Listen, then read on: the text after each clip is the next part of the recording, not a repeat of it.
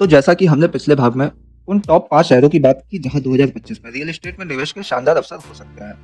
अब हम उन शहरों पर और भी गहराई से नजर डालते हैं और ये समझते हैं कि क्यों इन शहरों में रियल एस्टेट का भविष्य बेहतर उज्जवल है। आइए सबसे पहले बेंगलुरु की बात करते हैं। बेंगलुरु को भारत की सिलिकॉन वैली कहा जाता है और इसके पीछे एक बड़ा कारण है यहाँ का तेजी से बढ़ता हुआ आईटी सेक्टर। यहाँ हजारों आईटी कंपनियां, स्टार्टअप्स और मैन्युफैक्चरिंग यूनिट्स मौजूद हैं जो इस शहर के विकास में महत्वपूर्ण भूमिका निभा रही हैं। बेंगलुरु में रियल एस्टेट निवेश का एक और बड़ा कारण है इसका शानदार इंफ्रास्ट्रक्चर। यहाँ की कनेक्टिविटी, हवाई अड्डा, रेल नेटवर्क और मेट्रो सुविधाएं इसे और भी आकर्षक बनाती हैं, खासकर उन इलाकों में जहाँ आईटी हब या मैन्युफैक्चरिंग जोन विकसित हो रहे हैं। वहाँ रियल एस्टेट की मांग बढ़ने वाली है। उदाहरण के तौर पर बेंगलुरु के बाहरी इलाके जैसे कि येलहंका और वाईएलए तेजी से विकसित हो रहे हैं। इन इलाकों में रियल एस्टेट के दामों में भारी वृद्धि हो रही है और भविष्य में ये इलाके निवेशकों के लिए सोने की चिड़िया साबित हो सकते हैं। अब बात करते हैं हैदराबाद की, जो पिछले कुछ सालों में रियल एस्टेट में शानदार वृद्धि दिखा रहा है।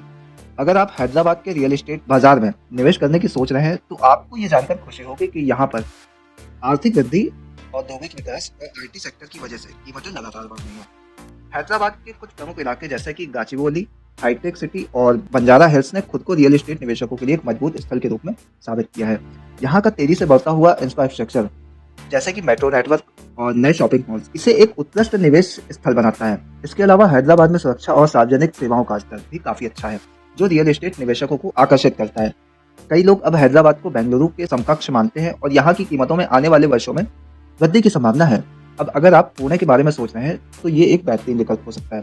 पुणे में खास करके आईटी और एजुकेशन सेक्टर में उल्लेखनीय वृद्धि हुई है। यहाँ की शिक्षा व्यवस्था और अच्छी गुणवत्ता वाली जीवन शैली ने पुणे को युवा पेशेवरों और परिवारों के लिए एक आदर्श शहर बना दिया है। पुणे के उत्तरी हिस्से जैसे कि वाकट, हिंजवडी और कोटवा में तेजी से विकास हो रहा है और इन क्षेत्रों में रियल एस्टेट की कीमतों में लगातार वृद्धि हो रही है। पुणे में निवेश करने का एक बड़ा फायदा यह है कि यहाँ की भूमि कीमतें अभी भी अन्य मेट्रो शहरों की तुलना में किफायती हैं, जबकि भविष्य में इसके और बढ़ने की संभावना है। पुणे की रियल एस्टेट मार्केट का बड़ा आकर्षण ये है कि यहाँ की अपार्टमेंट और कॉमर्शियल प्रॉपर्टीज की मांग लगातार बढ़ रही है और आने वाले समय में ये और भी अधिक बढ़ेगी। अब मुंबई, जिसे हम भारतीय रियल एस्टेट का सबसे बड़ा हब मानते हैं, वो हमेशा से निवेशकों के लिए एक आकर्षक स्थान रहा है। हालांकि मुंबई में संपत्ति की कीमतें पहले से बहुत ऊंची है, लेकिन ये शहर किसी भी निवेशक के लिए एक दीर्घकालिक लाभ देने का एक बेहतरीन मौका हो सकता है। मुंबई के प्रमुख उपनगरों जैसे कि ठाणे, नवी मुंबई और मलाड में तेजी से विकास हो रहा है। यहाँ पर नया इंफ्रास्ट्रक्चर जैसे कि मेट्रो लाइनें और नए बिजनेस हब रियल एस्टेट की डिमांड को बढ़ा रहे हैं। मुंबई के रियल एस्टेट बाजार का एक और पहलू है इसकी स्थिरता। चाहे जो भी आर्थिक उतार चढ़ाव हो, मुंबई की संपत्ति की कीमतें हमेशा मजबूत रहती हैं। निवेशक यहाँ पर रियल एस्टेट प्रॉपर्टी खरीदकर नियमित आय भी प्राप्त कर सकते हैं।